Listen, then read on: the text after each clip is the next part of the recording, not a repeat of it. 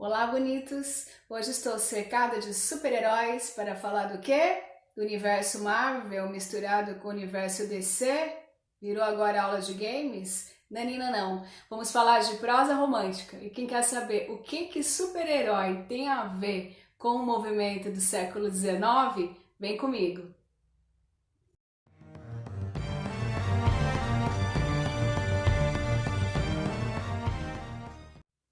No século XIX, a partir de 1830, os moradores da corte no Rio de Janeiro vão ter uma nova forma de entretenimento, que serão os folhetins. Como o próprio nome, a partir da etimologia da palavra, significa folha de livro. São os capítulos que serão publicados nos jornais e nas revistas na época. A partir da vinda da família real, em 1808, vai haver uma disseminação aí de revistas e jornais, e a partir disso, os moradores da corte vão poder então ler os romances publicados primeiramente no formato de folhetim, ou seja, de forma seriada. O folhetim vai ser então o bisavô, digamos assim, das séries, né, do que a gente acompanha hoje pelas TVs, do que a gente acompanha hoje pela Netflix, por exemplo.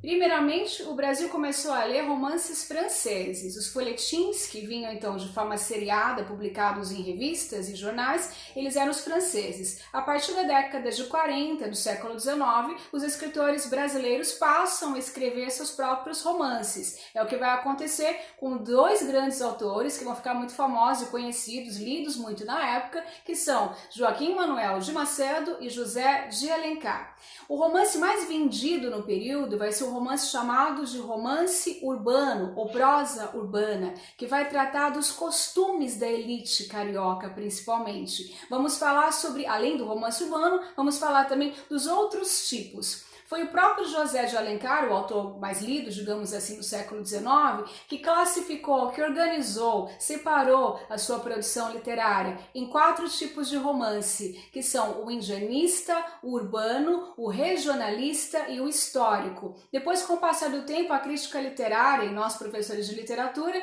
para organizarmos e sistematizarmos a produção do século XIX, acabamos classificando ali o que vem a ser romance indianista, o que vem a ser romance urbano, e o mais vendido então vai ser o urbano. Falemos então de quais são as temáticas principais desse romance.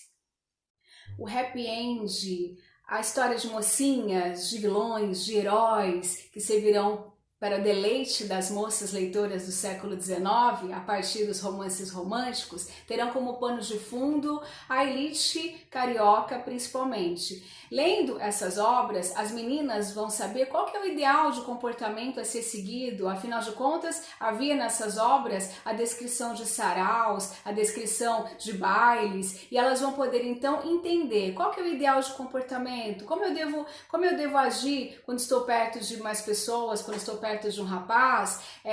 Essas obras produzidas no século XIX servirão então como uma regra de etiqueta, digamos assim. Qual que é o ideal de comportamento desse público burguês que será retratado nas obras? O romance romântico, portanto, é feito para a burguesia e é sobre a burguesia. E essa figura normalmente central, o protagonista das obras, está associada ao modelo ideal para essa sociedade, que seja um modelo de uma figura heróica, no sentido de ter bons costumes, de ter uma boa conduta moral, de ter força, de ter coragem, que muitas vezes vai ser associado com uma imagem de uma figura medieval. Os romances, por exemplo, do romantismo europeu, que serão trazidos para a leitura aqui dos brasileiros, são romances cuja figura central é inspirada no cavaleiro medieval. Esse ideal, essa conduta cavaleiresca vai ser então resgatada no romance romântico e ela pode ganhar outros perfis. Se você for pensar em uma figura como um burguês que vai ser retratado numa obra ou uma heroína burguesa, você pensa na vestimenta. Eles estarão vestidos ali com a roupa típica física da época, cartola, bengala, o seu vestido longo, espartilho, etc. O comportamento é o comportamento do que a gente acabou de falar. Mas, se por acaso trocarmos esse personagem de ambiente e colocarmos, por exemplo, uma figura, como é a figura do burguês, né, o símbolo, o protagonista da obra, colocarmos dentro de uma selva, tirarmos a roupa de burguês, colocarmos nele uma flecha na mão, um cocá, ele pode virar, por exemplo, a figura do Peri, né, da obra O Guarani, do José de Alencar. Pode acontecer a mesma coisa se tirarmos essa caracterização desse personagem e colocarmos nele uma caracterização mais regionalista, um chapéu de couro, uma roupa de vaqueiro, colocarmos essa figura sobre o cavalo, ele vai passar a ser integrante de uma obra chamada de regionalista, e assim vai acontecendo com os romances. Significa que estamos resgatando um modelo de conduta moral que será representativa desses romances lidos do século XIX. É resgatado da Idade Média e trazido para o século XIX. O que vai acontecer ao longo da história, porque afinal de contas no século XX os super-heróis também terão a mesma conduta que a conduta do cavaleiro medieval e que a conduta dessa figura heróica dos romances burgueses. Eles serão homens que lutarão em nome de uma pátria, que acreditarão na instituição, em algumas instituições. O Capitão América, por exemplo, é um personagem que acredita piamente no Estado. Preciso tirar só aqui o nosso amigo, o Homem de Ferro, porque ele está mais para realismo. Afinal de contas, é um burguês arrogante, snob. Vamos deixar para o próximo movimento literário, que é o realismo. Porque o personagem central da obra romântica, ele tem um perfil muito similar com os heróis que a gente encontra nos quadrinhos e que encontramos no cinema. Aquilo que a gente procura ao assistir a Netflix na figura desses heróis é exatamente o que o leitor do século XIX procurava ao ler os folhetins publicados ali nos jornais e revistas. Essa afeição de uma sociedade ideal, que vai ser buscada pelas obras publicadas nesse período, tem muito a ver com a necessidade de se criar uma identidade nacional, como a gente já viu que vinha acontecendo desde a produção da poesia, como estudamos na aula de poesia romântica, a partir da primeira geração romântica, que tem um cunho nacionalista, está preocupado com a cor local, para evidenciar aquilo que é a sua terra como uma terra perfeita. Vai acontecer algo muito similar nos romances românticos. A natureza será exaltada, por exemplo, nas obras que são as obras indianistas, como Iracema, em que a personagem central é sempre muito comparada com a natureza exuberante, com a natureza tropical. Acontece também algo similar nos romances românticos, como é o caso da Moreninha, que é uma obra bastante representativa desse momento. É a primeira personagem nesse período que vai ter uma pele um pouco mais morena, que terá o cabelo cacheado, que são algumas referências ligadas à nossa nação. Então o romance nesse período, ele tem também uma intenção de mostrar qual que é a cor local, fazendo essas referências ligadas àquilo que tem a ver com a sua pátria. É nesse período que já a formação de um público leitor. Afinal de contas, com a vinda da família real, como a gente já falou, houve possibilidade de criação de jornais, de imprensa, e esse público leitor vai sendo formado. Dessa maneira, o narrador dessas obras românticas, ele procura ser amigável, ele procura fazer uma relação mais íntima com a pessoa que o lê, né, que a gente chama de leitor universal. Dessa maneira, ele pode chamá-lo de minha prima, meu amigo, minha leitora, e dessa maneira garantir que esse leitor se sinta mais próximo dele e consiga acompanhar a série, né, o romance seriado, a maneira como era publicado. O romance indianista cumpriu um claro projeto literário, fornecer aos leitores brasileiros obras em que o passado histórico do país fosse reconstituído quando possível ou inventado quando necessário. Nessas obras, o índio é elevado à condição de herói para atuar como personagem que representa o povo americano, ao mesmo tempo que se comporta de acordo com os mais nobres princípios da sociedade burguesa: honestidade, bravura, paixão, humildade, tão valorizados pelo romantismo. Os romances indianistas trazem ainda uma outra marca exemplar. A apresentação dos protagonistas é feita com base nas características da natureza exuberante. Assim, os traços nacionais ficam ainda mais reforçados, porque essas personagens não apenas nasceram no Brasil, mas são também exemplos vivos das belezas inigualáveis do país. Dentre esses modelos de herói que a gente encontra como figuras centrais das obras românticas, uma das mais representativas é de uma obra publicada pelo José de Alencar em 1865. É uma obra que ele levou 4 anos para publicar, chamada Iracema. Segundo o próprio Alencar, é o seu livro preferido, é o seu livro do coração. Apesar de ser um livro bem curtinho, é um livro que traz um pouco de dificuldade de leitura, principalmente para quem está aí em ensino médio, né? Para quem está precisando ler, especialmente por conta dos vestibulares. Essa obra é uma obra que apresenta uma certa dificuldade por conta da sua linguagem, que muitas vezes faz referência ao universo indígena, traz muitos termos em tupi. Mas, de qualquer maneira, ela é bastante representativa porque ela tem como heroína central uma figura que vai ser uma alegoria, que vai ser até o próprio nome dela é um anagrama de América. Iracema é o anagrama de América, cuja história vai falar de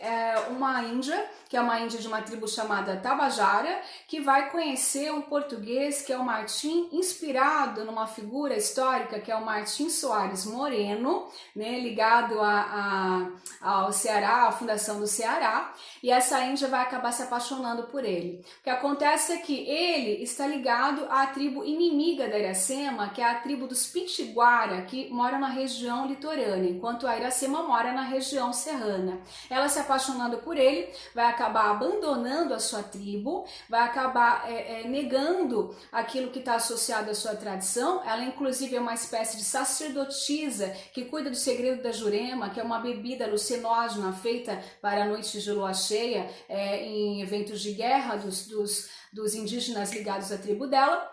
E ela não pode se envolver com nenhum homem por conta dessa sua responsabilidade. Quando ela se apaixona pelo Martim, ela acaba fugindo com ele e vai morar no seio da tribo inimiga. Estando lá, ela fica muito chateada com a situação, com aquilo que ela está vivenciando, né, sendo acolhida pela própria tribo inimiga.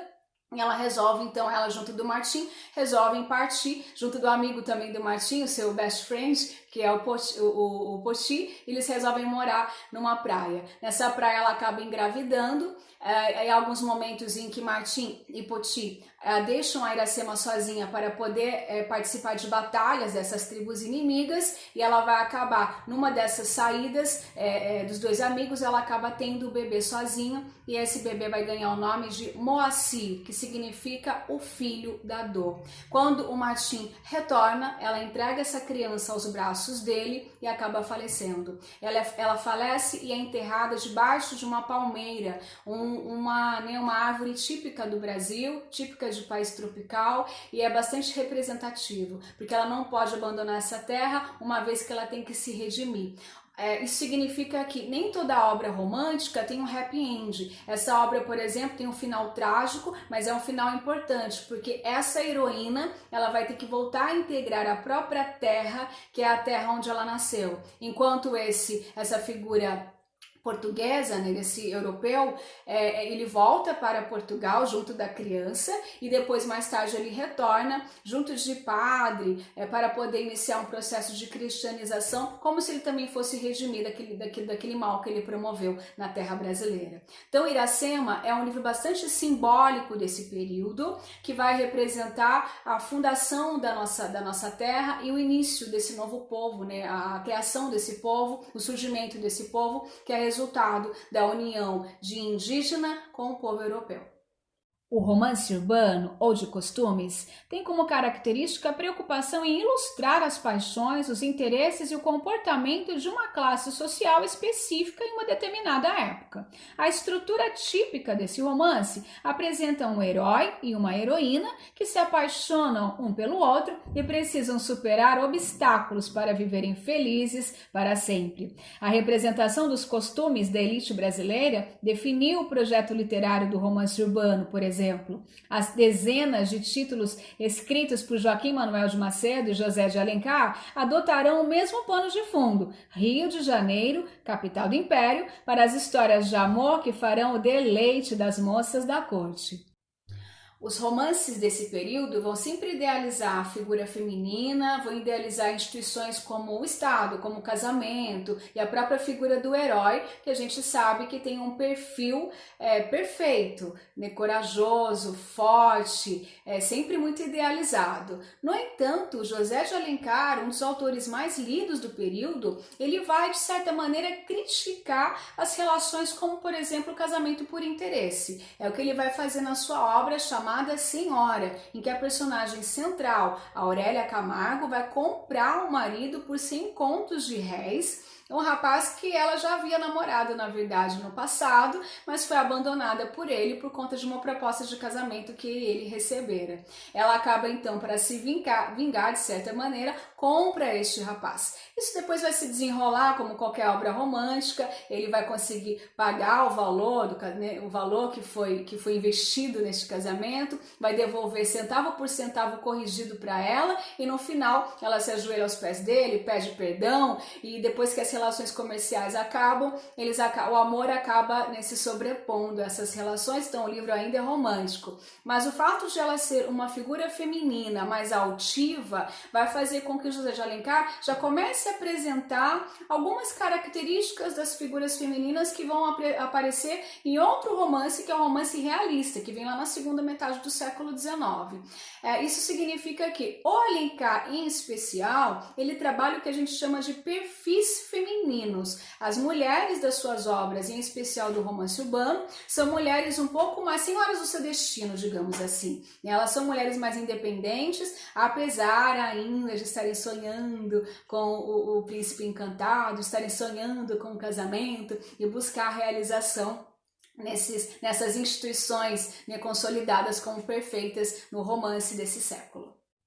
Em contrapartida, além do Alencar, a gente vai ter, além dos outros autores também, né, que são autores que vão apresentar nas suas obras a figura heróica como protagonista, a figura perfeita como protagonista, há um autor em especial que vai ficar bastante famoso por conta da maneira como ele apresenta a sua figura central. Ele é um autor romântico, mas a sua figura central da sua obra, a única obra que ele escreveu, não é tão romântica assim, não é tão heróica assim. Estou falando do Manuel Antônio de Almeida, que escreveu uma obra chamada Memórias de um Sargento de Milícias, cujo personagem central, que é o Leonardo, filho de Leonardo Pataca, é um personagem que é, na verdade, um anti-herói, um pouco inspirado nas novelas picarescas da Espanha. Ele é o típico malandro que negocia para conseguir o status social, que negocia para conseguir